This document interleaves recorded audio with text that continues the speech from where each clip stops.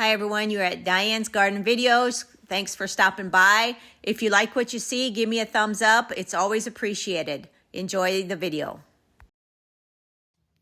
Hi everyone, hey, it's Diane, May 7th, 2026. Gonna plant a few Vincas today because I think our weather at nights are going to be warmer now. So you want your weather at least 50 or above for Vinca. 60 is probably better. They love the heat. This is a coral Vinca. Really pretty.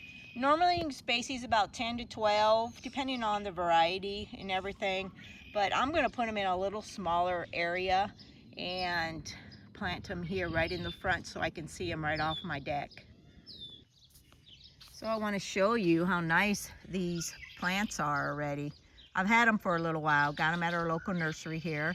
You can see they're nice and full, just a really pretty coral color. Look at the root system, looks real good.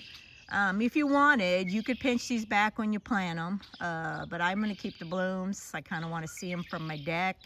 But if you do, it just promotes more bushiness and they'll get nice and full. But as you can see, they have a lot going on already. They got sections way down on the bottom up through the midsection.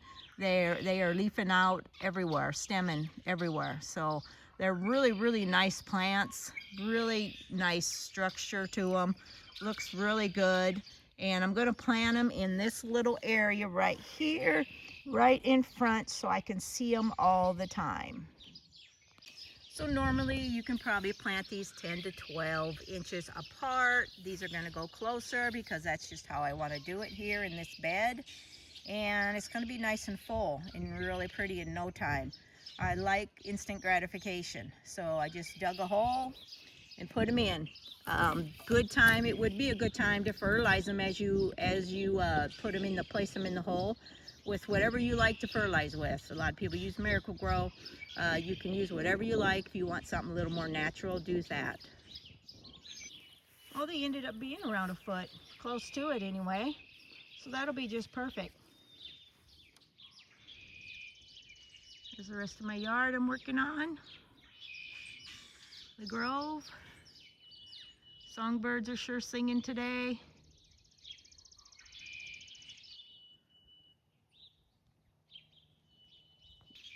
All right, got them placed where I want.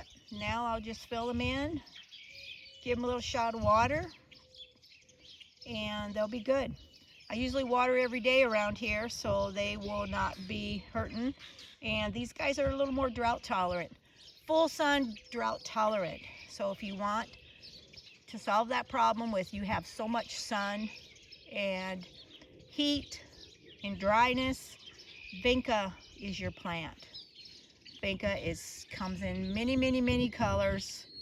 I just thought this one was really, really pretty. And let's get finished.